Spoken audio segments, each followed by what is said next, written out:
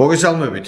როგორც დაგვირდით, მომდევნო, ასე ვთქვათ, პოდკასტთან მიმოხილვას დავაზობთ ამჯერად ირანზე და ირანთან არსებულ სიტუაციაზე. დღეს ჩვენი მეგობარი ოთო არესტრება მიმოხილვას, ოთო ალფასიხშირეს უძღვება და ალფასიხშირეზე თქვენთვის საინტერესო სიახლეებს ტვირთავს. სამაგეროთ ჩვენთან არის სტუმრად გიორგი ლოლაძე. ანალიტიკოსი, ჩვენი მეგობარი, რომელიც დაგვეხმარება, რომ უფრო მეტი ინფორმაცია მოგაწოდოთ თქვენ ირანთან დაკავშირებით რა სიახლეებიც არის და რა თქმა უნდა ირაკლი როგორც სამხედრო ექსპერტი უფრო სხვა ტიპის ანალიზს და ინფორმაციას მოგვაწვდის. და მინდა თავიდან დავიწყო უახლესი ინფორმაციებით, რაც ბოლო პერიოდში გამოიკვეთა, ეს არის ის, რომ კიდევ უფრო იზრდება სამხედრო წარმომადგენლობა ამერიკის შეერთებული შტატების მხრიდან რეგიონში.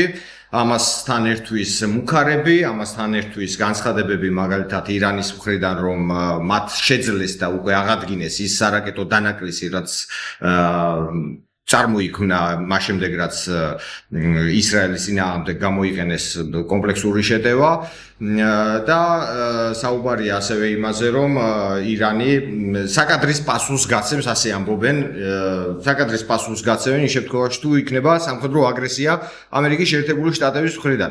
მე მინდა გაჩვენოთ თავდაპირველად ომის შემსწავლელი ინსტიტუტის ერთ-ერთი ბოლო ანგარიში. აქ აღნიშნულია, რომ როგორც ვიცით, დღეს 1 თებერვალს უბრალოდ იწყება სწავლება, საზღვაო სწავლება ორმუზის სრუტეში, სადაც ჩართული არის მათ შორის ირანის საზღვაო საშუალებები და მოგეხსენებათ, რომ რეგიონში უკვე არის ამერიკული სამხედრო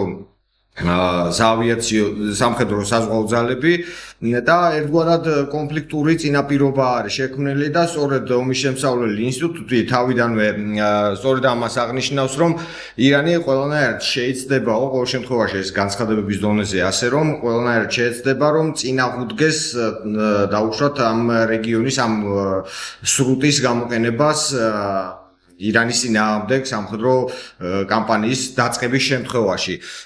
ცენტრალურმა სარდლობამ აქ განათავსა ავიამზიდი და სწორედ ამ ავიამზიდზე ირანულ მედიაში არის გავრცელებული ცნობები, რომ თითქოს და ირანულმა სამხედრო საშუალებებმა ეს ავიამზიდი ამოიღეს სამიზნეში, რომ ხელი არ შეუშალოს ამ სწავლების ჩატარებას.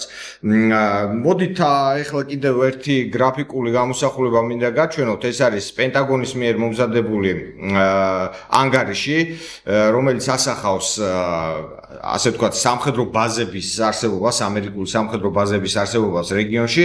როგორც ხედავთ, აქ საკმაოდ დატვირთულია სხვადასხვა სიდიდის ბაზები არის ესენი, თუმცა ეს არის ღია წყაროებიდან და არაოფიციალური კლასიფიცირებული ინფორმაციის მიხედვით შეიძლება ვივარაუდოთ, რომ უფრო მეტი სამხედრო ბაზა არის განლაგებული. ეს ბაზები მოიაზრება ერთ-ერთ პირველ სამიზნედ ირანის პასუხის გაცემის შემთხვევაში და აქვე მინდა გაჩვენოთ ასევე მომდევნო გრაფიკული გამოსახულება.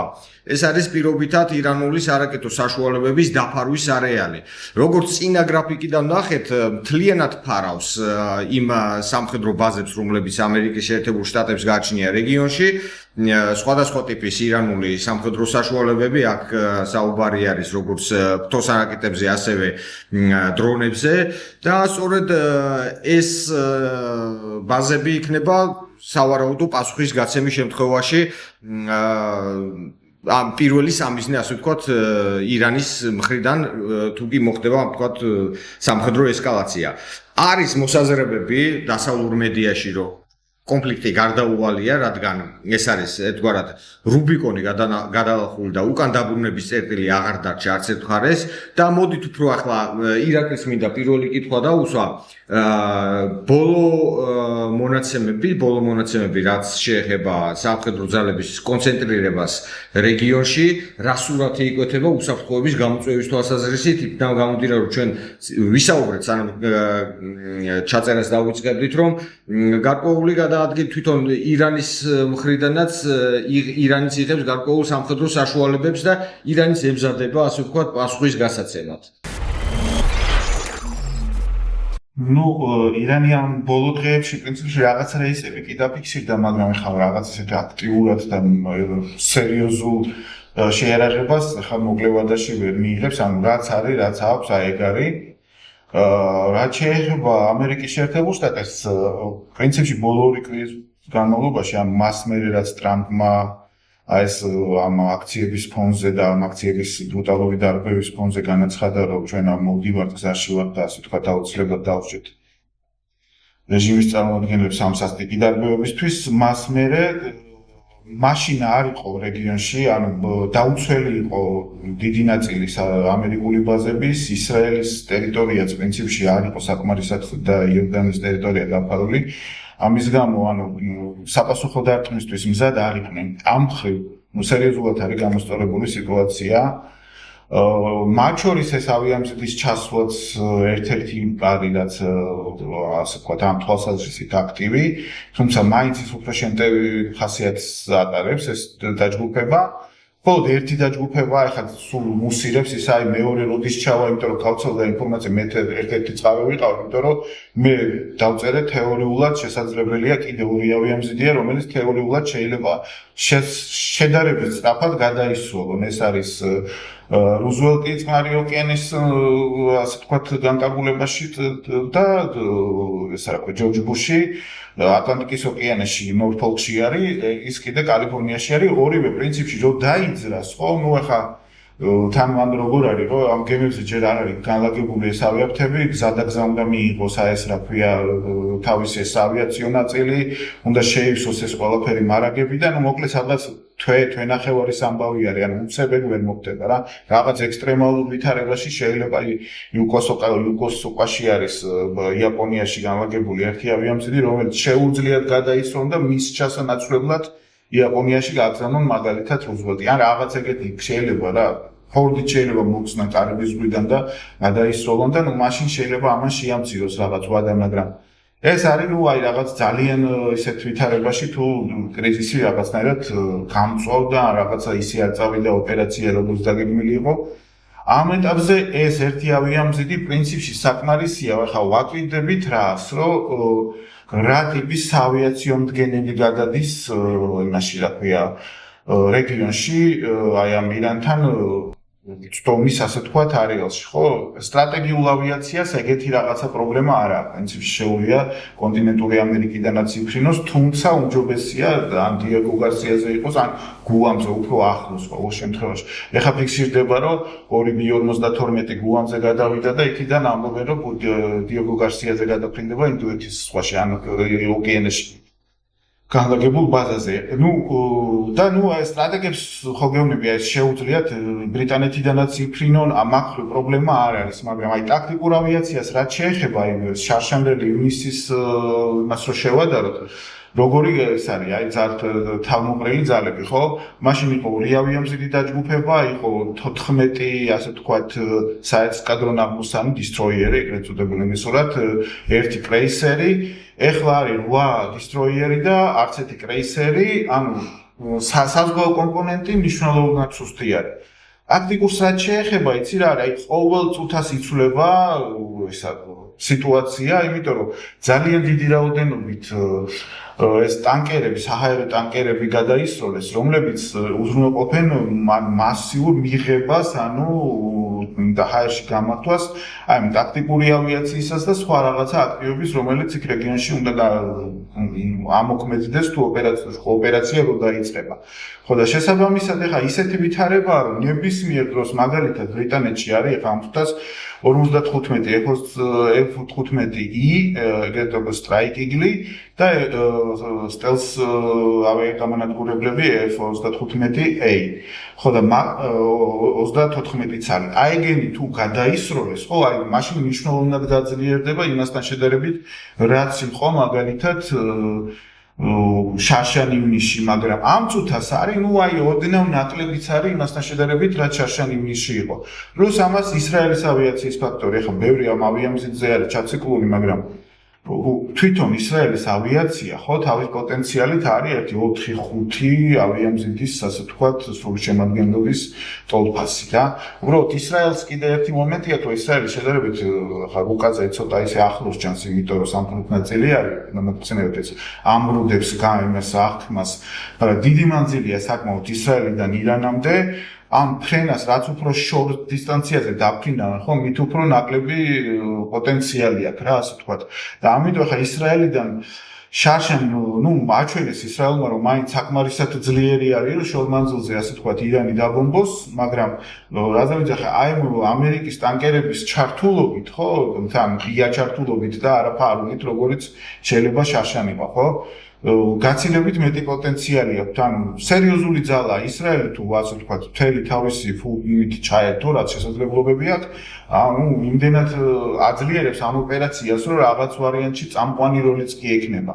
თუმცა, ეხლა მანდ რა არის, მარტო ხო გეუბნები, მარტო დარტყმით პოტენციალზე არ უნდა ვილაპარაკოთ, საპასუხო დარტყმა აუცილებლად იქნება ირანიდან, იქნება ბალისტიკური რაკეტებით და ფთოსანი რაკეტებით და ამეთი დრონებით, ხო, კამიკაძე დრონებით, მიახლოებით იმ სტილის, რომელსაც აი უკრაინაში ხედავთ, ან ჩახედებს ეს შენეგი წოდება გერანებს, ხო და დაუშვათ ბალისტიკურ რაკეტებს თუ სპეციფიური საჰაერო თავდაცვის საშუალებები ჭირდება, ანუ რაღაც მაღალი კლასის, მაღალი დონის შეერაღება, რომელიც ახლა გადაისროლეს სხვათა შორის ამერიკიდან, უკვე რეგიონშია და გაშლია და მზადყოფნაშია სავარაუდოდ, ან რაღაც რამოდენიმე საათი აშორებს სულ იმას მზადყოფნაში იყოს, გემიც გადაისროლეს, ელათის იმაში პორტში დადგა პირდაპირ იქიდან, ასე ვთქვათ, ეს გემზე განლაგებული სარაკეტო სისტემებით დაიცვას ისრაელი და იორდანია გადაფაროს მათ შორის, მაგრამ აი ეს ფთოსანი რაკეტები და ეს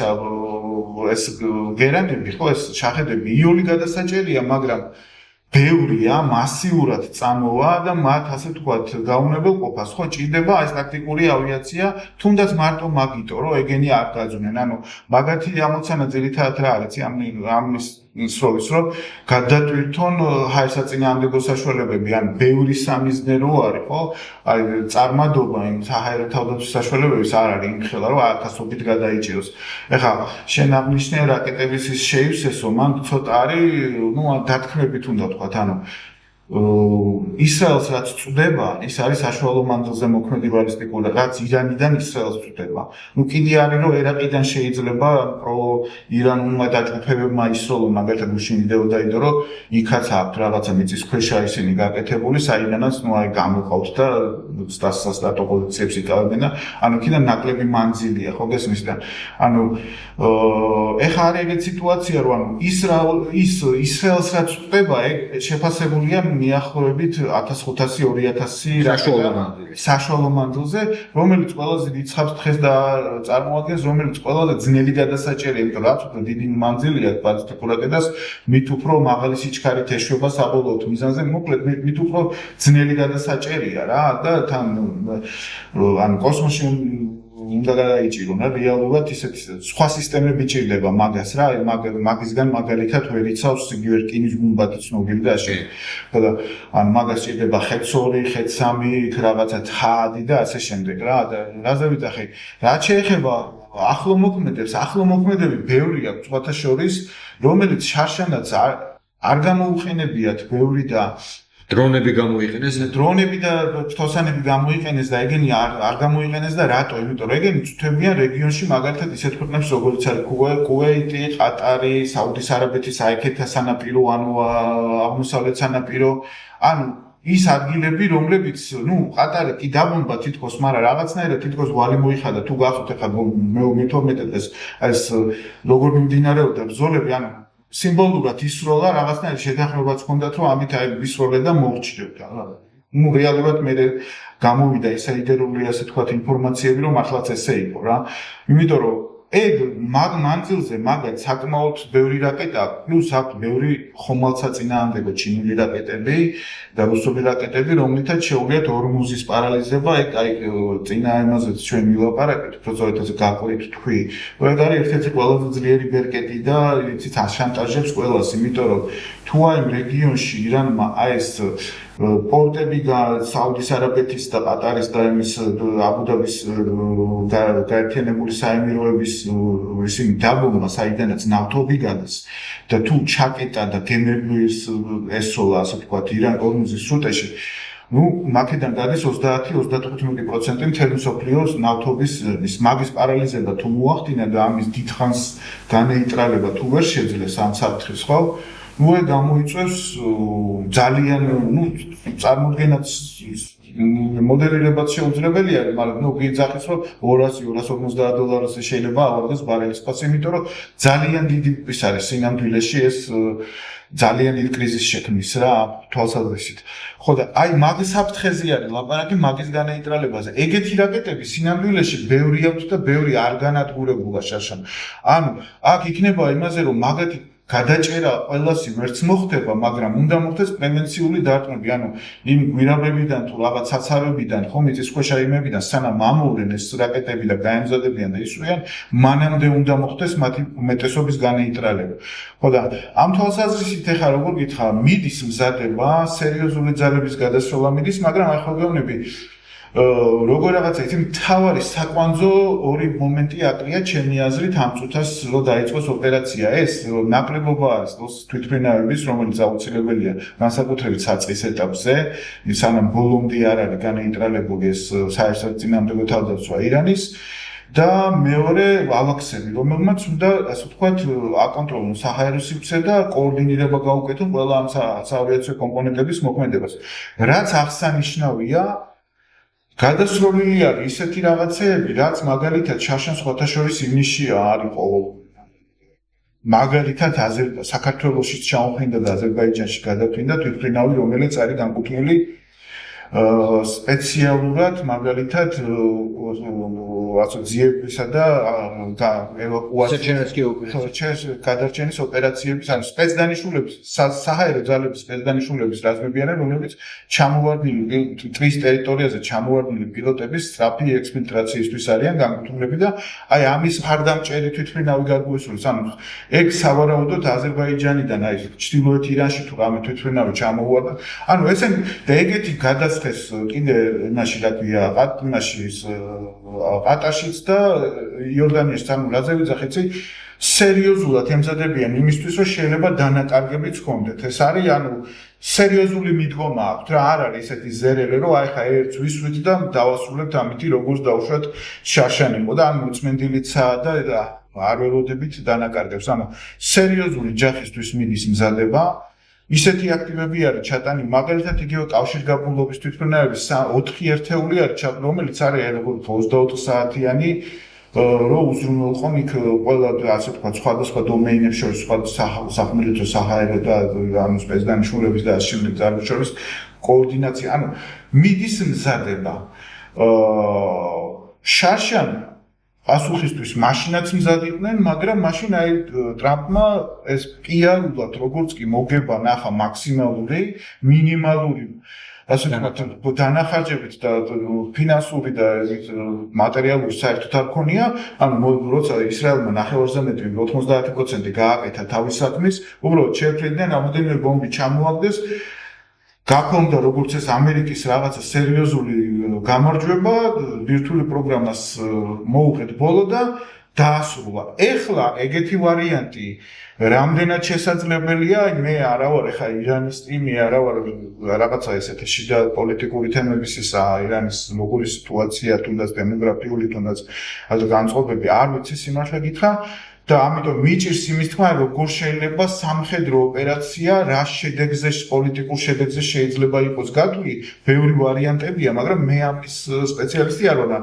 ისი თქმა შემიძლია, გროვდება ისეთი ძალა, რომელიც სერიოზულ შედეგზე ორიენტირებული უნდა იყოს იდეაში და ნუ მე ხა ამას როგორ გამოიყენებენ პოლიტიკოსი თავისი ამ ტრამპის რაღაცა თვითონ ფსიქოლოგიური პორტრეტიდან და მისი რაღაცა თავისებური მიდგომებიდან გამომდინარე მე ძნელი სათქმელია. ირაკლი ეს ძალიან საინტერესო სურათი არის ახლა როგორც აღნიშნე საკმაოდ დიდი ძალების კონცენტრაცია ხდება და მართლა როგორც შენთქვი დიდი ჯახისთვის ემზადებიან ეგ რეგიონში რაც მოხდება და გიორგი მე მინდა ახლა შენ კითხო ამ ყველაფერს აქვს თავისი პოლიტიკური მდგენელიც რა იქ რეგიონში ახლა ირაკლიმაც ახსენა არის ისეთი ქვეყნები მაგალითად საუდის არაბეთი, არაბეთის გაერთიანებული საამიროები რომელთაც ერთგვარად შეიძლება ესეთი დიდი ფართომასშტაბის კონფლიქტი არ აწყობდეთ იმიტომ რომ თუნდაც დუბაი რომელიც ეპიცენტრში თუ არა, ეპიცენტრთან საკმაოდ ახლოს ხდება, რომელიც მიიჩნევა ასევე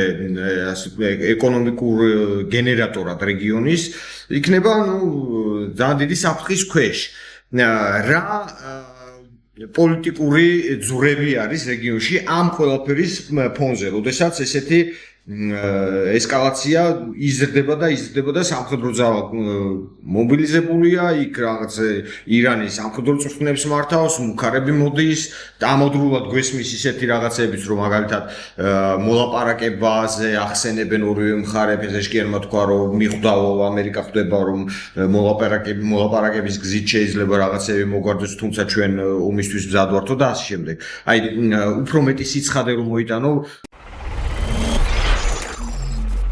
დავიწყებ იმით, რომ მოლაპარაკები აშკარა მიმდინარეობს, იმიტომ რომ გუშინ იყო ლარიჯანის განცხადება უშიშროების საბჭოთა დივნის ირანის, რომელმაც თქვა დასავლურ მედიას არ უნდა ამჩვენება, მაგრამ ჩვენ მზადობთ მოლაპარაკებებს, ტრამპმაც ეს დაადასტურა.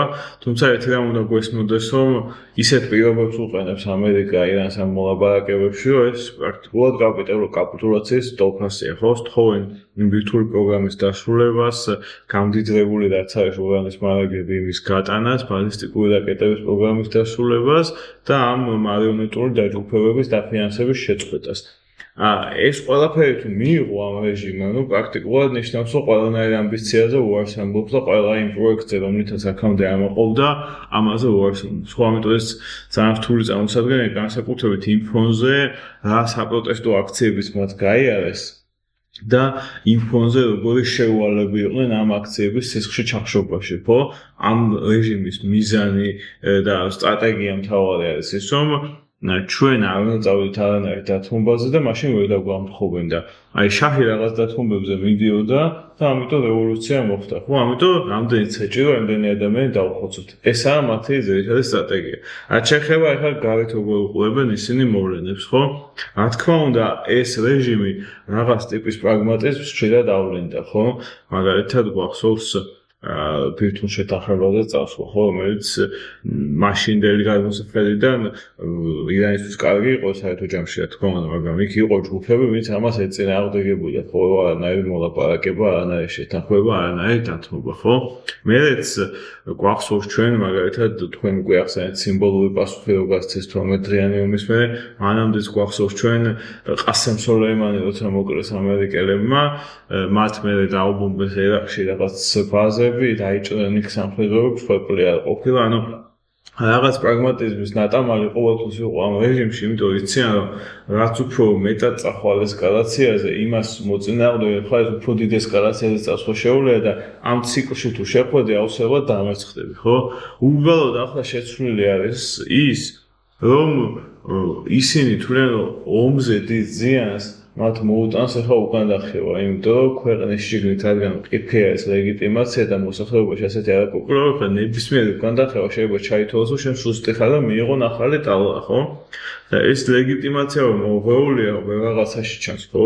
ნუ ჯერ ერთი ნახეთ ყველაზე მასშტაბური პროტესტები 79 წლის შემდეგ, სადაც ყველა სოციალური ფენა იყო ჩართული და ყველა პროვინციის, ყველა ქალაქი მიუხედავად იმისა, რომელი ეთნიკური ჯგუფები ცხოვრობენ იქ და ნუ აქთავარი ამას ხედავთ კიდე იმაში, რომ მუდმივად ცირდება საპრეზიდენტო არჩევნებზე აქტივობა და მოსახლეობის მოსვლა ირანში, რაც ნიშნავს, რომ თვითონ სისტემის მიმართ ნდობა არის ძალიან უპირობელი და ეხლა ბოლოს როცა ფედეშკიანი აირჩიეს პირველ ტურში მივიდა 40%, ხოლო მოსახლეობის მეორე ტურში 59 სადღაც, ხო?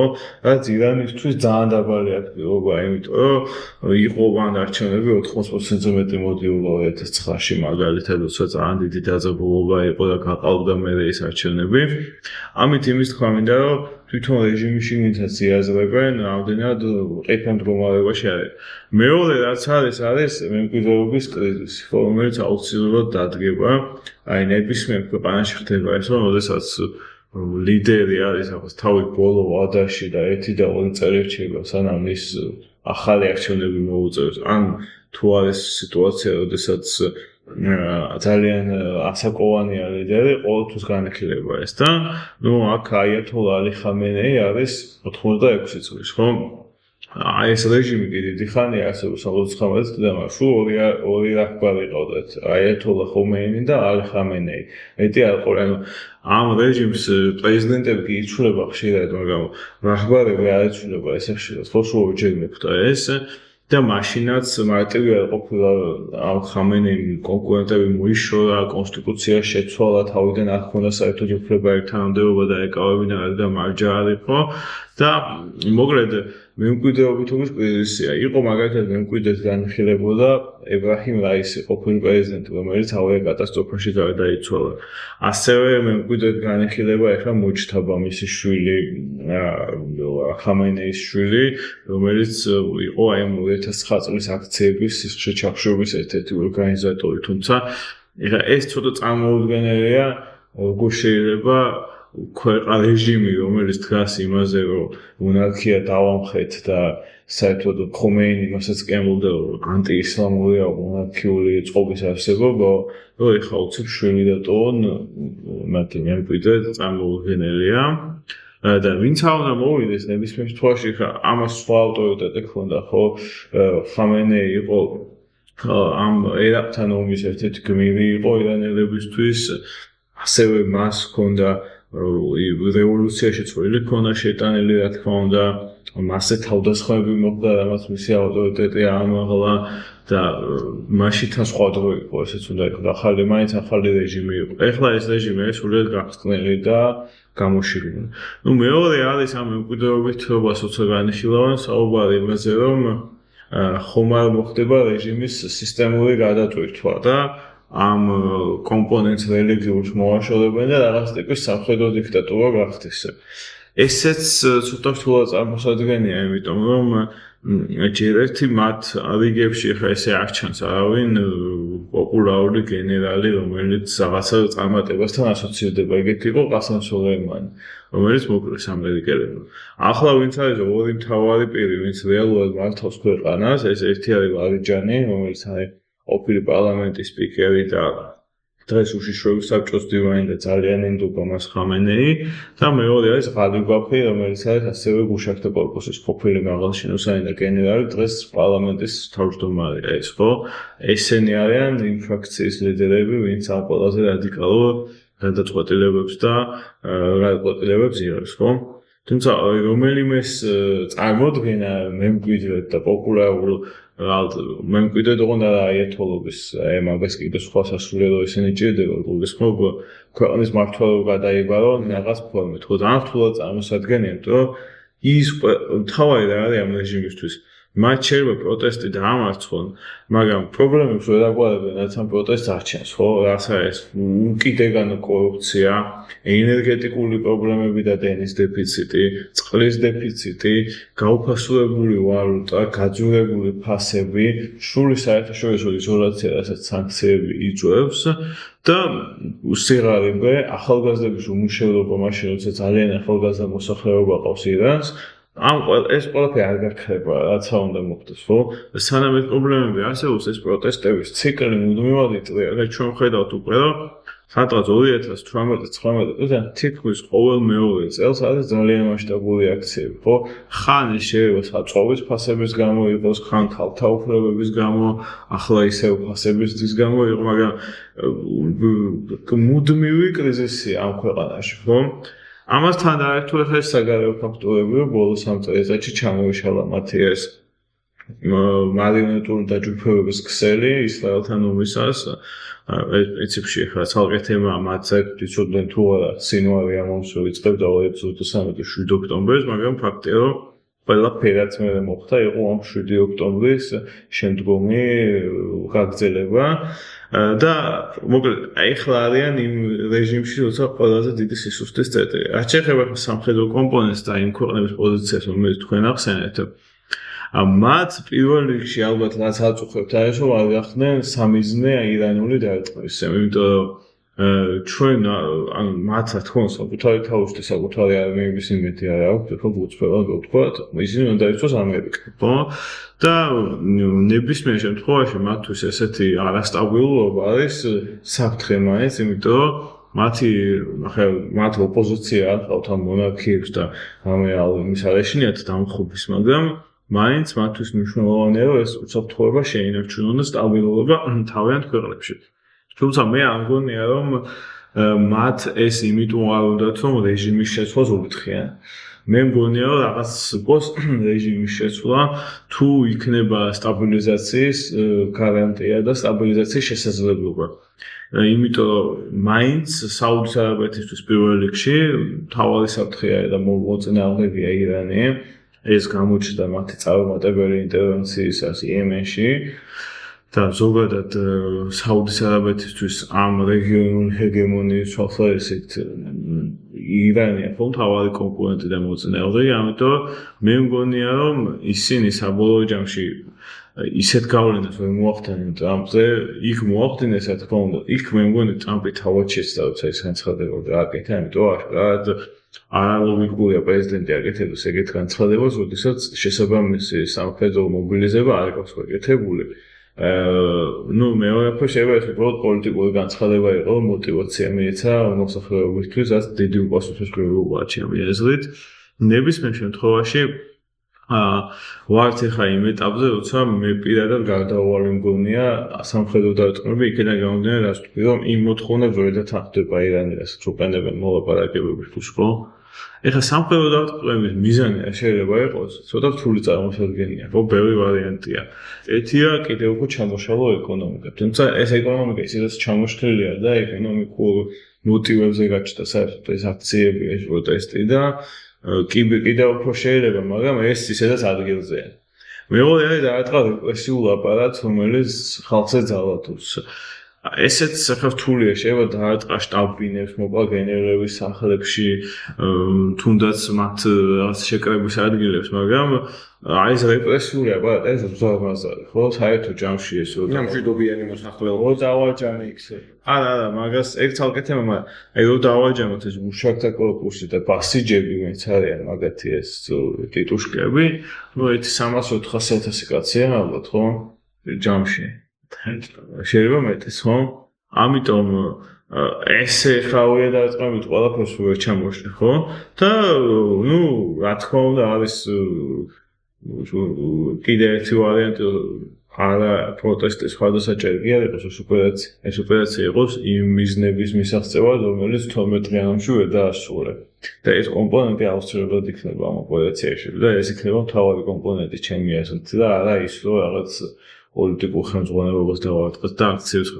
იმიტომ რომ თქვენ გახსოვთ მე-13 დღეს ისრაელის ავიაცია გზაში იყო, როცა ტრამპმა ეს ტვიტი დაწერა, რომ ომი შეწყდა, ზავი შედგა და დააბრუნეთ უკანო და ანუ ეს თან აიყო იმ დილით ირანულ ბალისტიკური რაკეტებით ისრაელი დაბომბა, ეს იყო პასუხი და ნუ ბევრისთვის ისრაელში არის ეს დაუშულებელი საქმის დასრულება. ომის მე-13 დღესაც ეძახიან თუ გაგრძელდა, თუ დაიწყო ეს სამხედრო ოპერაცია. ნუ ამის მიზანი იქნება პირველ რიგში ბალისტიკური რაკეტების პროგრამა, რა თქმა უნდა. იმიტომ რომ ისრაელს აქვს ინფორმაცია, როგორც ამბობენ, რომ მაღალ ტემპში მიდის კიდე წარმოება ბალისტიკური რაკეტების და ამ მარაგების შევსება. ეს არის ერთადერთი ფუნქციური იარაღი ირანის, რომელსაც შეუძლია რაღაც ზიანი მიაყენოს მოწინააღმდეგეს, მათ შორის ისეთ ჩვენგანზე არსებულ მოწინააღმდეგეს, როგორც ისრაელია და მათ უნდათ ამის მოკლედ როგორც საწარმოო შესაძლებლობით ესევე მარაგების განადგურება. მეორე შეიძლება იყოს საფარი დაწყვეტილი მირთულობი ეთკებზე.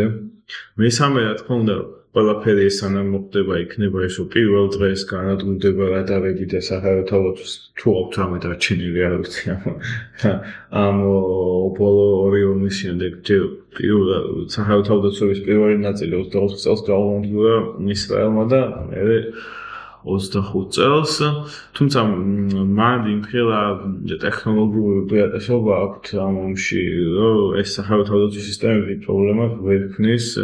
იმიტომ რომ ეხა ამას წინათ ერთ ამბავს მოვყვებით თუ გვაქვს. კი. ამას წინათ გკითხულობდით საინტერესო სტატიას ამ 12 დღიან ომზე და მოკლედ, როდესაც პირველ დღეს იქ არსებული ზონებით განადგურის რადარები და ნაწილი საჰაერო-თავდაცვის სისტემების მე დაიწყო ლიკვიდაცია ფიზიკოსების და გენერლების, ხო? და ეს ოპერაცია მიდის ესე რომ მუშაკთა კორპუსის ზახოთ 10-ზე მეტი გენერალი მოკლეს ერთად, როცა შტაბ-ბინა დაიბომბა, მათ შორის მათი მეთაური და ძალიან მაღალში საჰაერო ძალების მეთაურის და მოკლედ გამოწვევა აქვს ის, რომ ისრაელიდან უფრინავს ავიაცია ამათმა აგენტმა ჰეზბოლადან ესენი გააფრთხილა გუშაგთა კორპუსში, რომ აი დირექტორ ფიზიკოსები მოკლეს შემდეგი თქვენ ხართ და ესენი არიან წასული ბუნკერში. Εμείς, ფილმის სიუჟეტივით ამ გუშაგთა კორპუსის ბუნკერში არიან და ელოდებიან დარტყმას თავიანთ სახლებზე. ის არ იციან მათი ბუნკერის ადგილსაყოფელი ისრაელმა და საბოლოო ჯამში არის ესეთი გამოწვევა. ისმენენ ამათ შეხვედრასაც. და ეს უახლოვდება უკვე ეს ავიაცია, მაგრამ ძალიან დიდი დრო ჭირდება რა და ამ შეხვედრაზე ერთ-ერთი მეთაური ემოსო მე მგონი აღარ გუმბავენ და უნდა გავიდეთ ამ ოთახიდან არაფერი აღარ ხდებაო და ეხლა ისრაელის ამ შტაბში არის დიდი თავისტკივილი და როგორ დავტოვოთ ეს ხალხი ამ ოთახში რომ არ გავიდნენ და იქ თუ იქნებიან ყველას ერთად ამოხოცავენ და იქ ერთმა გენერალმა თქვა ამ მაგათ ავიაციას აქ რაღაც ჩამახშობელი მოწყობილობა რომელთაც რადარებზე არ ჩანს მე ესენი და ესენი გავთიშოთ იქ ყველაფერი აყვირდება და აღარ გაურევენ და მართლაც გათიშეს ასეულით ფენავზე და ნუ იმ ოთახში დაიწყო ამ ყველა მოწყობილობა ყვევდა რაც ესე გოხსი და მე თქოს ვაი შემოსული არიან არ გავდივოთ და რაც ყონა არ გასულან იმ ოთახიდან და მე იქ დაბომბეს და გაანადგურეს ხო აჩვენეს გუშაგთა კორპუსის საჰაერო ძალების მეთაური მათემატიკა ანუ ეს საჰაერო დომინაცია ადგილზეა რაც არა ადგილზე და გაუკვეველია სამხედრო მიზნები და მისი მიღწევა გასაგებია როგორ უნდა დაისახო მიზნად ისეთი რაღაც რაც რეჟიმს ჩამოშლის და დაისახე და დაბომბე რამდენად გამოიწვევს ეს მე მართლა რეჟიმის ჩამოშლას აი ეს კითხვა ეხლა ღია თუ სამხედრო თვალსაზრისით გასაგებია ყველაფერი. მოდი ახლა ერთი ინტერვიუ მინდა გაჩვენოთ და ვაჩვენო მაყურებელსაც. ეს არის იერუსალიმის უნივერსიტეტის პროფესორი, სამხედრო ისტორიკოსი დენ ორბახი, რომელთანაც ჩვენ ჩავწერეთ ინტერვიუ და მოусმინოთ მის კომენტარს.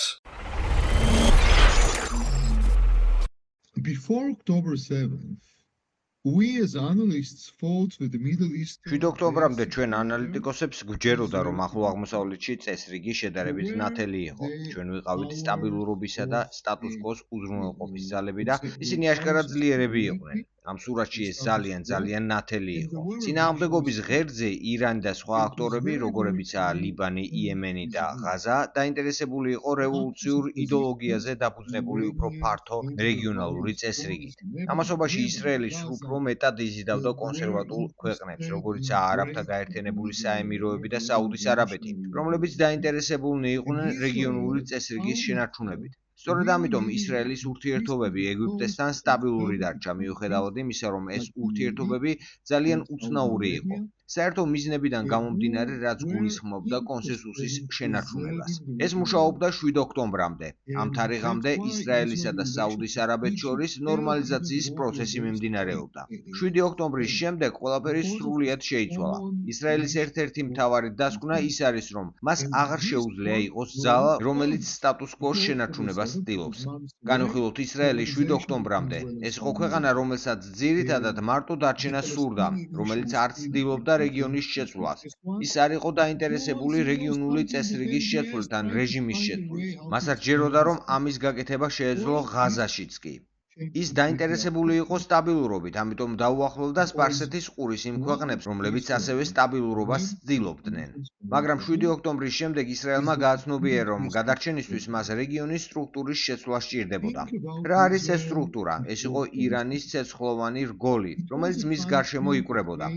ეს ნიშნავს საუდის არაბეთისთვის მიუღებელი ქმედებებისგან დაშორებას, როგორიცაა რეგიონში პროქსების შენარჩუნება, რეჟიმების გადაგდება და რეგიონის ფორმირება. მე ვფიქრობ, რომ არაბთა გაერთიანებული საამიროები, მიუხედავად იმისა, რომ ისრაელზე ბევრად უფრო ფრთხილია, ასევე მოძრაობენ ამ მიმართულებით. ეს აშკარაა იემენში, სუდანში, სომალსა და სხვა ქვეყნებში. საუდის არაბეთმა ისრაელისგან დისტანცირება მოახდინა. ანტიირანული სისტემა აღარ არის მდგრადი, რადგან მისი ძირითადი სტრუქტურა შეიცვალა. საუდის არაბეთისთვის საუკეთესო შედეგი თეირანის რეჟიმის შეცვლა კი არა, დასუსტებული ირანია. ახლა კიდევ ერთ ფაქტორს ვხედავთ, თავად ირანის დასუსტებას. ადრე 7 ოქტომბრამდე ირანის მიმართ საერთო შიშმა გააერთიანა სპარსეთის ყურის ქვეყნები. ახლა ირანი უფრო სუსტია და შესაბამისად ნაკლებად საშიში. თურქეთი შევიდა ირანის გასვლით შექმნილ ვაკუუმში. შექმნა ახალი სუნიტური ღერძი, რომელიც მოიცავს ყატარს, სირიას, თურქეთს და შესაძლოა სხვა ქვეყნებს. ჯერ არ ვიცით, გაფართოვდება თუ არა ეს ღერძი. შესაძლოა პაკისტანიც მოვიაზროთ. მოდით შევაჯამოთ, წინა ანტიირანული კოალიცია დასუსტდა. მაშინ, როდესაც არაბთა გაერთიანებული საამიროები და ისრაელი ერთი მიმართულებით მოძრაობენ, საუდის არაბეთი მეორე მიმართულებით მოძრაობს. თურქეთი ცდილობს შეავსოს ირანის გასვლით შექმნილი ვაკუუმი. ისრაელი ახალი გამოწვევების წინაშე დგას, მაგრამ ის მათ ახალი პოლიტიკით უპირისპირდება. გაცილებით შემტევი, ვიდრე წარსულში იყო.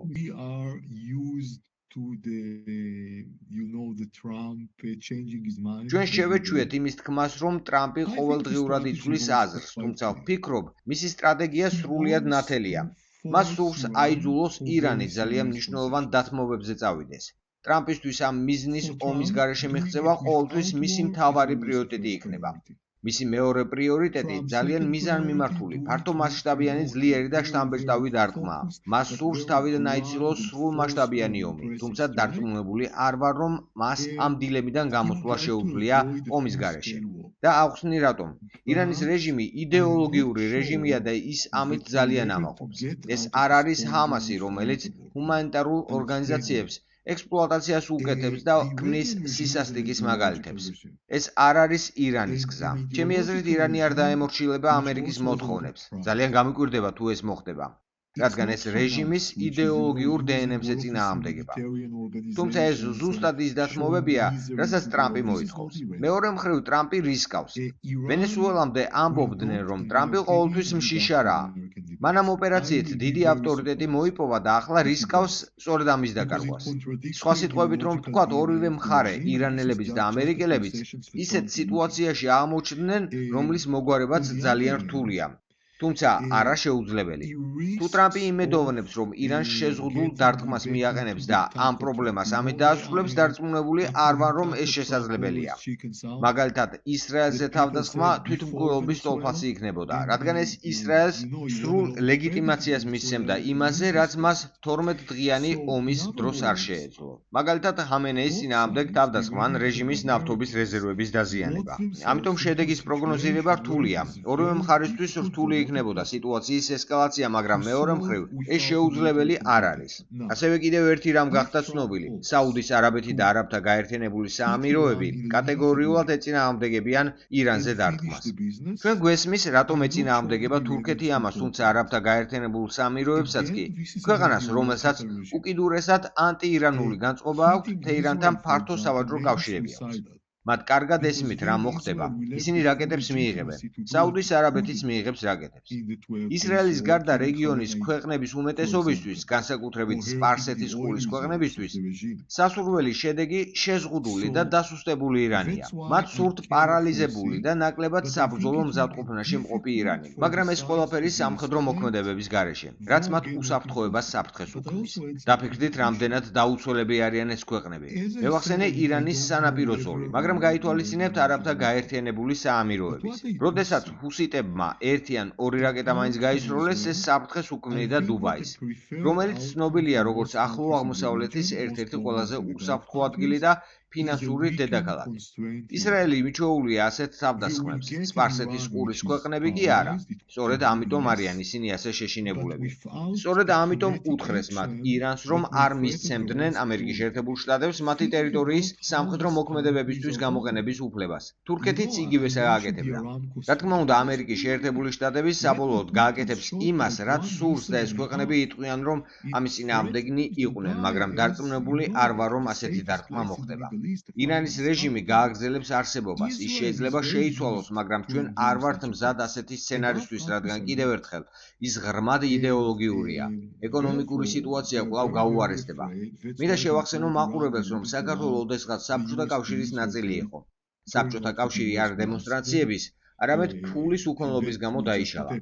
ვერ ვხედავ, როგორ შეუძლია ირანის რეჟიმს საბოლოოდ თავიდან აიცილოს მსგავსი ბედი. მსგავსი სისტემა მის იდეოლოგიასთან ერთად აშკარად არ მუშაობს. რეფორმების ძალიან მცირე შანსს ვხედავ. მადუროს რეჟიმი იდეოლოგიური იყო, მაგრამ არა ისეთი იდეოლოგიური, როგორც ირანის რეჟიმი. ირანის რეჟიმი ზედმეტად იდეოლოგიურია იმისთვის, რომ გადაყლაპოს სირცხვილი და დამცირება. და უბრალოდ გააკეთოს ის, რასაც ტრამპი მოითხოვს, როგორც ამას ახლა ვენესუელა აკეთებს. თუ ირანში ხელისუფლების გადატრიალება მაინც მოხდება, მას სავარაუდოდ ისლამური რევოლუციის გუშაგთა კორპუსი განახორციელებს. და ისინი კიდევ უფრო ექსტრემისტები არიან, ვიდრე სამოქალაქო ელიტა. ამიტომ არ ვხედავ, რომ ირანი ვენესუელას გზას გაჰყვება, თუმცა ყველაფერი შესაძლებელია. ასე მაგალითად მოვიყვანოთ იაპონიის მაგალითი.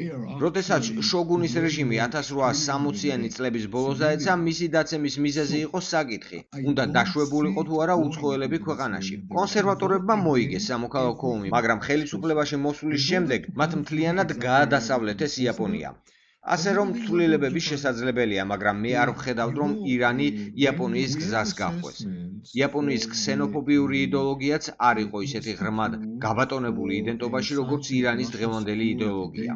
მე არ ვხედავ, რომ ირანში სხვა ინსტიტუტები, განსაკუთრებით რეგულარული არმია, საკმარისად ძლიერი იყოს, რათა დაუპირისპირდეს ისლამური რევოლუციის გუშაგთა კორპუსის წინააღმდეგობას. რაც შეეხება ირანის ბირთვულ პროგრამას, ჩვენ გვაქვს შეფასებები მეცნიერებისა და საერთაშორისო უსაფრთხოების ინსტიტუტებისგან. ეს შეფასებები ადასტურებს, რომ როგორც პრეზიდენტმა ტრამპმა განაცხადა, თეირანის ბირთვულმა პროგრამამ უზარმაზარი, შესაძლოა კატასტროფული ზიანი განიცადა. მისი აღდგენა შესაძლებელია.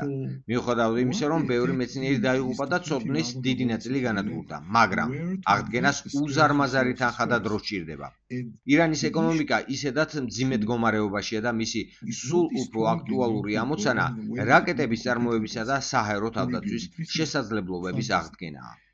The idea is to make it too expensive, too prohibitively expensive to restore. მოკლედ, ირაკლი, ეხლა მინდა შენთან გადმოვიდე ესეთი კითხვით, რაღაცა ბოლოსკენ წავიდეთ, ამ რეგიონის შენსმინდა შემაჯამებელი სიტყვა გითხრა. გავარდება თუ არა თოფი ახლო აღმოსავლეთში, რა ჩვენ ამაზე კი ვისაუბრეთ, მაგრამ რა სამხედრო პოლიტიკური შედეგები ამას შეიძლება მოყვეს რეგიონისთვის. მათ შორის შეიძლება ვთქვათ, აი ჩვენ საქართველოსთვისაც. რა პოლიტიკური შედეგები მოყვეს, აქ გიორგი მისაუბრა პრინციპში ნაწილობრივ.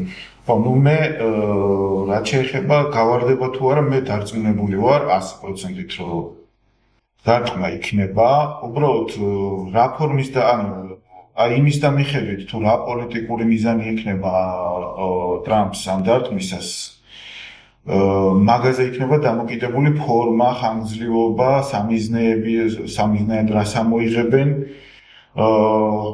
როგორ თემა, იცი, საკმაოდ არაპროგნოზირებადი არის პრინციპში ტრამპი, ერთადერთი რაც შეგვიძლია ვთქვათ, რომ მოკლე და რაღაცა ისეთ აი ნაკლები დანაკარგის და ნაკლები ფინანსური დანახარჯის ოპერაციებზე არის ორიენტირებული ყოველთვის. ეს მოკლე, რეალურად ეფექტური. აქედან გამომდინარე, თუმცა ეს ვარი ეხლა შეიძლება სხვანაირი შედეგი დაიდოს.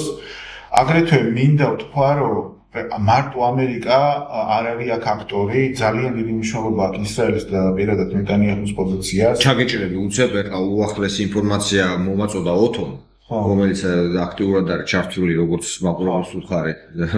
ალფა სიქშირეზე ახალი ამბების დაპოსტვით და ესეთი ახალი ის არის, რომ მას შემდეგ რაც ტრამპმა თქვა, რომ აი მოლაპარაკებები მიდის და რაღაცა ირანის პარლამენტში ერთ სლომისას კიდევ ესეთი სკანდირები არის, სკანდირებენ, რომ აი სიკვდილი ამერიკას და რაღაცა ხა. არა, ეს ხა ტრადიციული თემაა, ორივე მხრიდან, სუეგრე მიმდინარე, საერთოდ რაც უფრო მეტი ბაქი-ბუქი მიდის ხოლმე და რაღაცა მიტნა სისუსტეს უჩვენებენ და ახლა რეალურად აი ეს რაღაცა იქ ავიამზიდებსაც ემუქრებიან და რაღაცა ის დადგება ქვეყნის ასასრული და რაღაცა იქ პირიქით ჩემთვის მაგალითად სისუსტეზე მეტყველებს, ხო? რაც შეეხება, თუმცა სერიოზული ზიანის მიყენება შეუძლია, როგორც ისრაელისთვის, ისე რეგიონისთვის, ისე ორმუზის სრუტის დაკეტისთვის, არის დიდი რისკები არის მაგისი, როგორც აღნიშნე. ხო და რა ვამბობდი ნეტანიაჰუს პოზიციაზე ხა წინა ჩაწერაზეც რომ გავყრით ირანს შევეხეთ იქაც მაშინ თქვი და გავიხსენებო ახალ წელს იყო ერთი კვირით ჩასული ნეტანიაჰუ მარალაგოში და მათი მოლაპარაკების თემა ესე იგი ტრამპთან იყო ის რომ ანუ ვერ განაიარაღა ლიბანის მთავრობამ ჰეზბოლა ირანსაც ბირთვული პროგრამა დიდი ხნით უკან დავახევინეთ, მაგრამ არ არის ბოლომდე ასე თქვა განეიტრალებული და რაკეტების წარმოება კი აქტიურად მიმდინარეობს, ჩინეთიდან ჩადის კომპონენტები, ამ შემდეგთან უნდა დაუბრუნდო და ამაზე საჯაროთაც ითქვა და გავცელდა ინფორმაცია, რომ ნებართვა გაიცა, მწვანეს უმშუქი აუქდეს განსაკუთრებით, იგებოდა რამდენადაც მესმის, რომ პირველი დაერტყათ ასე თქვათ შეიძლება სახმელეთო ოპერაციაც წარმოეწყოთ ისევ ლიბანის წინააღმდეგ ვინაიდან ვერ ართმევს თავს მაგრამ იარაღებას ხელისუფლება ან ჰეზბოლა უფრო ძლიერია ვიდრე რეალურად ქვეყნის მთავრობა და მისი ოფიციალური შეიარაღებული ძალები და ისრაელით ახალი შევა მდინარე ნითანიამდე და იქ თავის ასე თქვათ უსაფრთხოების რაღაცის არტყალს გაიკეთებს დაბომბავს რაც დარჩათ ასე ვთქვათ იქ სარაკეტო დანადგარები და ასე შემდეგ მაგრამ მე რა მოხდა სპონტანურად წამოიწყო ჩემი აზრით სპონტანურად არ იყო ეს ყოველ შემთხვევაში ამ მასშტაბების დაგეგმილი არ მოელოდინე და მე სადღაც ზაფხულის ეს იგეგმებოდა ეხლა გაზაფხულზე უახლოეს პერიოდში და მე ზაფხულში უკვე ირანის თემა და ეს ირანში რო წამოიწყო არეულობა და რაღაცა ჩემი გადმოსახედიდან ეს სპონტანური რეაქცია იყო რომ თუ ახლა ირანში რეალური შანსი ჩდება რომ რაღაცა შევცვალოთ ბარემ ეხლა რაღა პროქსების იმას აქვთ პირდაპირ ირანს ასე ვთქვათ გიორგი მაგნიშნა რომ ტრამპმა გააკეთა განცხადება რომ აი შეაბულიანა იქ დემონსტრანტები და რაღაცა გულპასუხისმგებლობა იყო და რაღაცა ტრამპისგან ახლა უპასუხისმგებლობა განცხადება გაგიკვირდეს ხა ისე თემა არ გამკვირვებია აღუნიშნა მისი ანუ განსაკუთრებით ამ მეორე კადენციაში რაც მოვიდა ესე ღიარ გაц ისეთი რაღაცა არ თქვას რომ რაღაცა სასწაულია ხო და ასე რომ მაგხრივ ხა რა ვიცი უფრო ჩოვლებრი მოვლენა უკვე და რა მაგრამ მე სრულიად უშევი იმას რომ ამას თქვა და მე სამხედროებმა მოუთხეს რომ მეც ეგრე მგონია ხო რომ არა გვაქვს რა საშუალება ხა იქ რომ დათმით ნებისმიერ დროს შეგვიძლია მაგათაც სტრატეგიული მომდამჭენებით ან რეგიონში მყოფი რომელიღაცა გემების სულ არის ან წყალობის ავიამზიდი არ იყო მაგრამ არლიბერტის ეს ცენტრალური სარდლობის გემები სულ არის ხო წყალქვეშანავები და ისინი სულ არიან ტამაჰავკით იქ რაღაცა მიზნების დაბომბვა ყოველთვის შეიძლება და რაღაც სიმბოლურად რომ იმას ეკნათ მაგრამ ჯერ ესეთი სიმშედექს არ გამოიღებსო და მე საპასუხო დარტყმას რო წამოვათ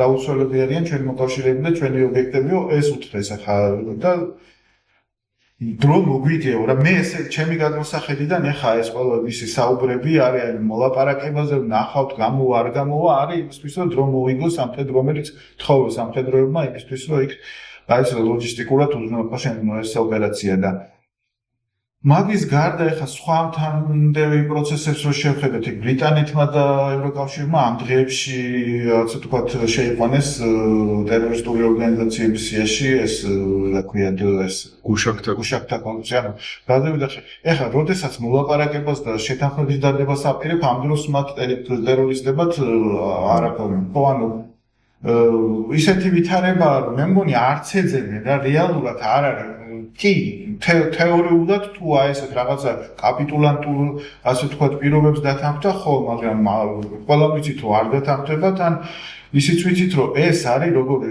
ნებისმიერი შეთანხმება ხო ჯერ ესეთიც მოდი იქიდან დავიწყოთ პირველი კადენციისას რა მოხდა ტრამპი რომ მოვიდა პირველი რაც გააკეთა გააუქმა ეს რა ქვია მაშინდელი შეთანხმება რომელიც ბაიდენის დროს დაიდო ირანთან ან ვირტუალური მის შესახებ ხო და ფაქტობრივად აი როგორც ეხლა იძახის ხოლმე რომ მე რო ყოფილიყავ უკრაინაში ომი არ დაიწყებოდა და აი ეგეთი კატეგორიულობით იძახით და უარყოფით ტონში რომ აი ირანთან შეთანხმება როგორ შეიძლება და ირანისთან ნებისმიერ შეთანხმება თავის მოთხოვება ეგენი მხოლოდ მოიტყუებიან და თავის საქმის გააგრძელებენ და მაგაში სხვათა შორის მართალი იყო ჩემი აზრით და ნეტანიაჰუ ხო თავისი აი რო გადახედოთ მის ასე თქვათ კარიერას ყოველთვის ეწინააღმდეგებოდა ეგეთ რაღაცას თვლიდა რომ ირანთან ესეთი შეთანხმება არის თავის მოთხოვება არ მგონია ხო არ მგონია კი არ დარწმუნებული რომ ეს პოზიცია შეცვლილი არა აქვს არც რამს უნდა კონდეს იდეაში ეგ შეცვლილი, ან კი არის დილების მომხრე და რაღაცა, მაგრამ დარწმუნ ვიცი როგორი რაღაცაა ეს ბირთვული და რაკეტის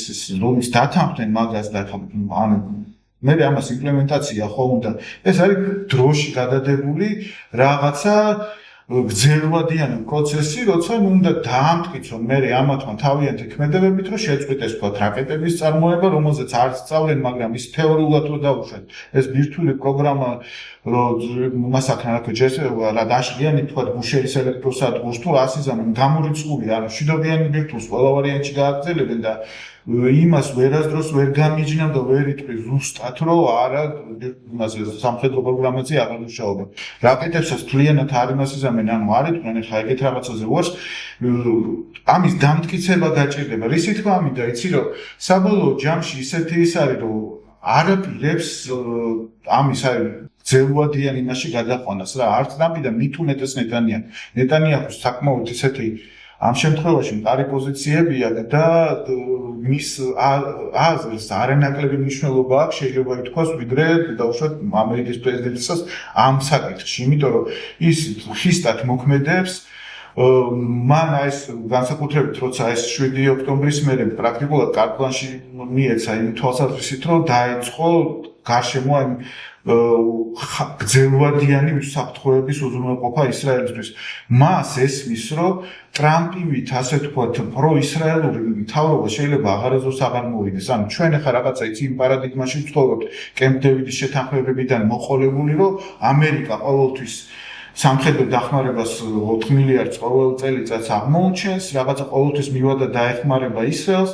არ არის ეგრე შეიძლება შემდეგი და დიდი ალბათობით მოვიდეს ისეთი ადმინისტრაცია რომელიც გაცილებით უფრო რომელსაც გაცილებით ცივი დამოკიდებულება ექნება ისრაელისადმი ხა მთლად მასა ერთადერთი ლიბერალური დემოკრატიის ქვეყანას ამ რეგიონში ხავს ვეკავს მაგრამ ну, ყოველ შემთხვევაში ისეთი მხარდაჭერა, როგორიც ახლა აქ ტრამპისგან, შემდეგ იმისგან შეიძლება აღარ კონდეს ისრაელს და ამიტომ მას ჭირდება გრძელვადიანად მოაგვაროს თემები, მაგალითად ღაზას თემა, მაგალითად ჰეზბოლას თემა და ირანის თემა.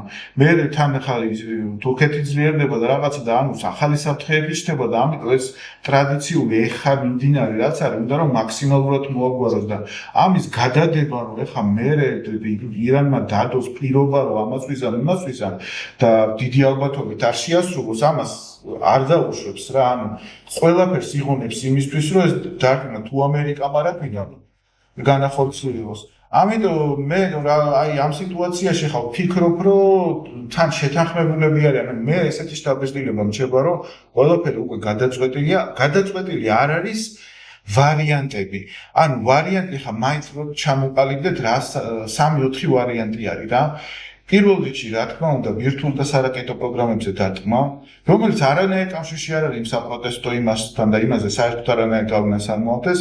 გავლენას მოახდენს რა მუშაკთა კორპუსის ასე თქვა ბაზების და მატერიალური ბაზის განადგურება და კიდევ უფრო დიდ ეფექტს მოახდენს თუ დაანგრევენ თავალ შემოსავლის წყაროს რეჟიმისას ეს არის გაზ და ნავთობის ასე ვთქვათ მოპოვება, გადამუშავება, განსაკუთრებით და ექსპორტის აი ტერმინალებს და იმებს თუ დაბომბავენ კუნძული როა საიდანაც გადის ირანული სანქცირებული, მაგრამ მაინც ნავთობის დიდი ნაწილი ნაჩვენებია ჩინეთში და იმაში, აი ეგენი თუ დაბომბეს ხო და ფინანსები თუ ჯერ ისედაც ხო რამხელა ასე ვთქვათ დევალვაცია არის ირანული ვალუტის ისედაც უჭირთ ფინანსურად, მაგრამ ეხლა თუ ისიც შეუწყდათ, მაშინ უბრალოდ აი ეხლა იმასაც რა ქვია, ტიპუშკებსაც, იმ ბასისსაც და იმასაც, იმიტომ მათ შორის ერთ-ერთი мотиваცია ისიც აქვს, რომ მატერიალურად უზრუნველყოფილები არიან და რაღაც მარტო ის არ არის, ანუ იდეოლოგიას ამყარებს ის, რომ რაღაცა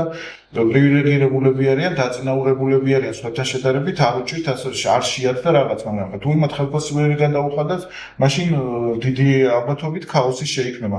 ეხლა ქაოსი და ქცევა რაღაცა დიდ ტერორისტულ კრადანების ბუდეთ ირანის ხო ეხლა ზოგიერთ ქვეყნებს არ აწყობთ იმიტომ რომ მათთვის მთავარი პრიორიტეტი ანუ ყველაზე დიდი საფრთხეა ეს ტერორიზმის მაგრამ ისრაელისთვის მაგალითად ეხლა ცოტა ისე ცინიკურად და ისე კი ჟღერს მაგრამ სარაკეტო პროგრამა, ბირთვული პროგრამა არის ეგზისტენციალური საფრთხე და რაც შეეხება ტერორისტებს, ახლა ტერორისტებთან გამკლავება მეტნაკლებად ისწავლა და ამისი რაღაც დონეზე საზღვარზევე განეიტრალება და შედაუსაფრთხოების თემებიც დაისადა.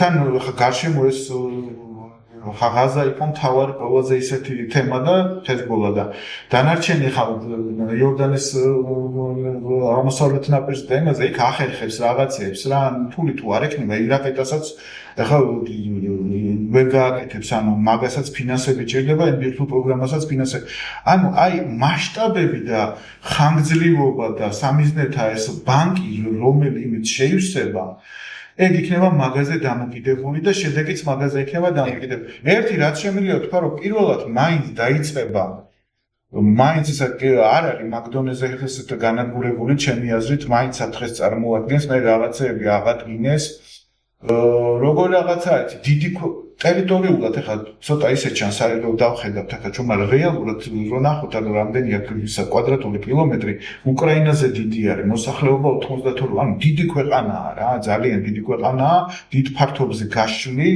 ხო და ეგრე არ არის რა ანუ ჰაერსაწინააღმდეგო თავდაცვამ სადღაც შეიძლება მაშინ იქ უპოვეს ასე ვთქვათ ისინი სადაც შეიპარნენ და შეაპარეს ეს რაკეტები და გაუნადგურეს მაგრამ მთელი ქვეყნის მასშტაბით დიდი რაოდენობა გადარჩა რა სისტემების მე იქ რაღაცა ვთქვათ როგორ არის საჰაერო სისტემები არის მაგალითად გამშვები დანადგარები და რადარები ხო მაგალითად მოუწყეს რადარები რამაც წყობიდან გამოიყვანა ქსელი და ის არეფექტური გახდა ისა მაგრამ ეხლა ამათმა აი საკვანძო ისინი შეიძინეს გესმის ამ რამოდენიმე 8 თვის განმავლობაში ირანმა შეიძინა ისეთი რაღაცები რაც აი ეს კრიტიკულად მნიშვნელოვანი ისა და მე ვფიქრობ რომ მნიშვნელოვნად აღგენილია მე არ ვიტყოდი რომ აი დაუშვათ შარშან 12 დღიანი ომის სანამ დაიწყებოდა ის პოტენციალები რო შევაფასოთ ჩემი შეფასებით ხო იქიდან ახლა თქვათ ზოგს გონია რომ ნუ აი 90% განადგურებული 10 დარჩენილი არ არის ეგრე რაც სინამდვილეში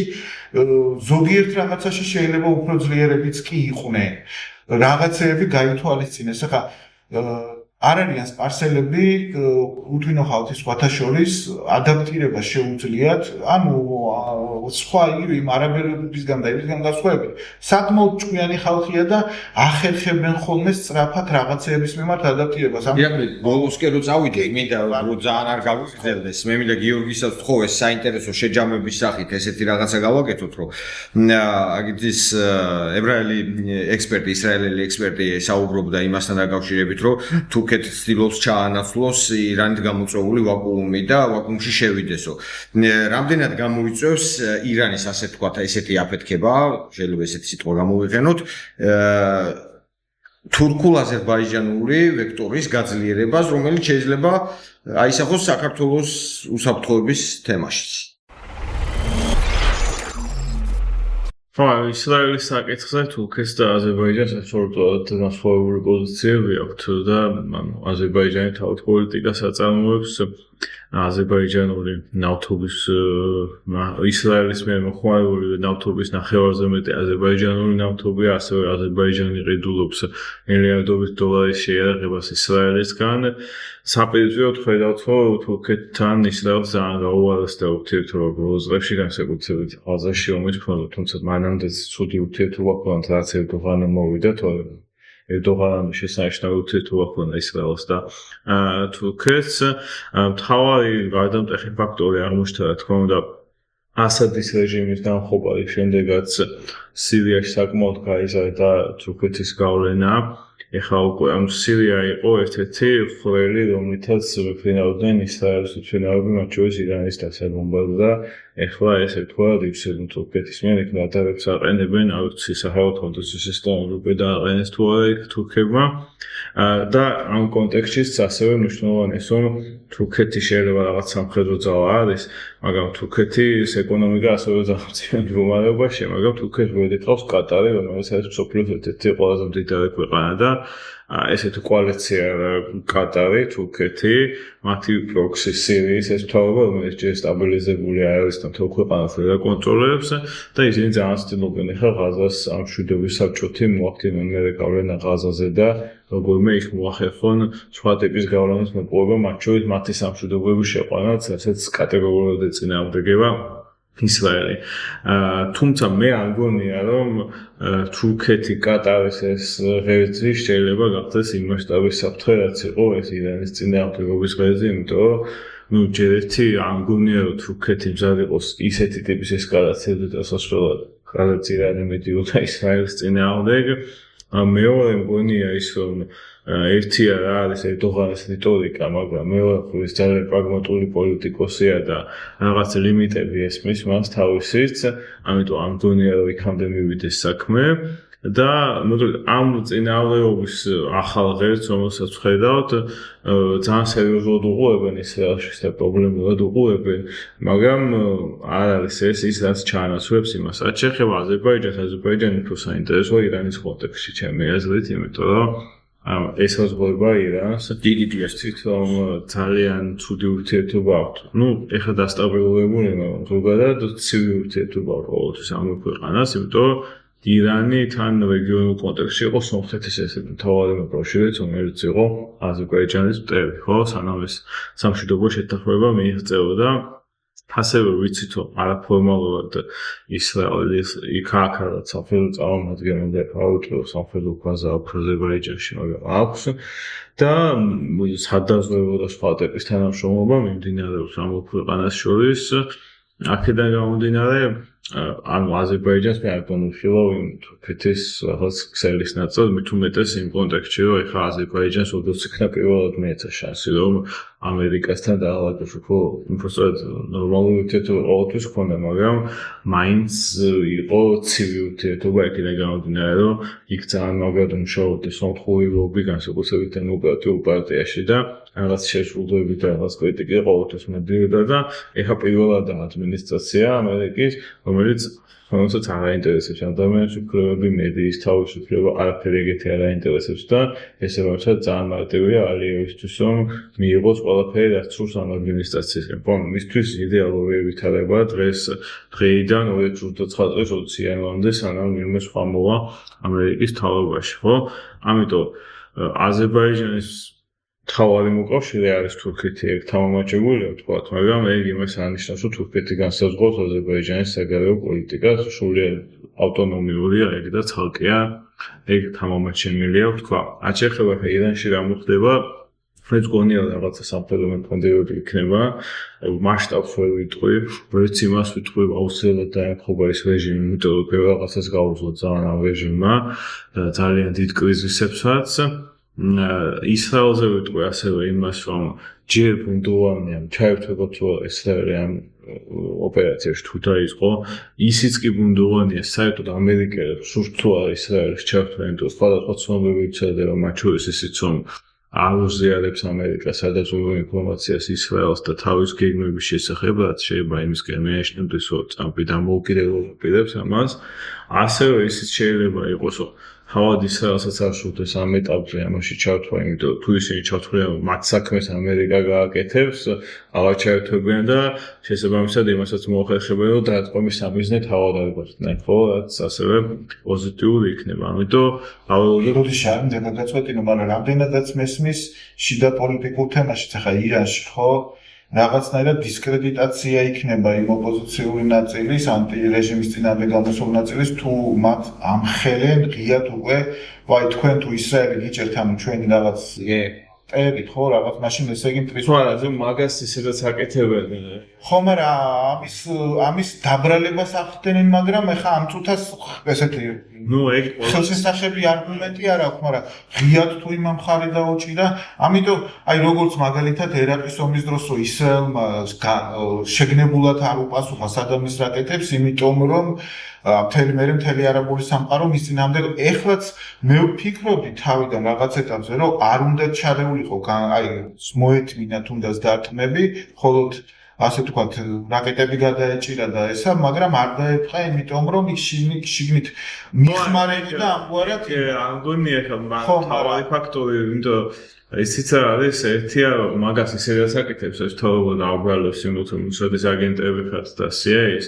მეორე არის ის, რომ არა ირანული საზოგადოება ეგეთი ანტიისრაელურად განწყობილი როგორც სხვა არაბული ქვეყნების მაგალითად სადმე ეგვიპტეში ბევრად ეზიზღებათ ისრაელიანი და საუდის არაბეთში კატასტროფა ხდება ბოლო დღეებში საერთოდ სახელმწიფო პოლიტიკა ისე შეიცვალა რომ ანტისემიტიზმი მიდის პროპაგანდის აბრაამის შეთანხმება შეიძლება აი უკვე ძალიან მცირე შანსია მაგის ბოლო დინამიკა ისეთია რომ პრაქტიკულად უარი აქ ნათქვამი ბინ სალმანს მაგაზე როგორც ამბობენ ძალიან ეშინია ერთი ეშინია რომ ანვარ სადათის ბეძს გაიზიარებს რომელიც მოკლეს ინიფუშურის ისრაელთან სამშვიდობო შეთანხმებას მოაწეხა და მეორე ამ აბრაამის შეთანხმება საოცრებასაც სჭირდებოდა იმისთვის რომ კიდევ უფრო დაახლოებოდა ამერიკას. ეგ მათ ისედაც გააკეთეს ისრაელის გარეშე. ეს სხვა საუბრის თემა, ამას შეგვიძლია კიდე სხვა მიმოხილვების დროს და სხვა პოდკასტში მივუბრუნდეთ. საინტერესო საუბარი გამოგვივიდა, უახლოეს პერიოდში ვნახავთ გადალახულია თუ არა მართლა რუბიკონი და როგორი თოფი გავარდება, ეს იქნება ბალისტიკური თოფი, თუ იქნება რაღაცა მცირე მასშტაბის, მაგრამ რაღაცა საკმაოდ ეფექტის მომტანი გასროლა. ამას უახლოეს დღეებში და უახლოეს საათებში ვნახავთ და მაყურებელს და ჩვენს გამომწერებს მინდა შევახსენო რომ გვიყურონ დატოვოთ კომენტარები და ვისაც არ აქვს გამოწერილი ჩვენი YouTube-ის არხი გამოიწერეთ აუცილებლად რადგან ნახავთ ძალიან ბევრ საინტერესო ახალ ამბავს გლობალური უსაფრთხოების, რეგიონალური უსაფრთხოების თუ სხვადასხვა გამოწვევების შესახებ. მადლობა რომ გიყურებდით. დაი გამოგვივიდა.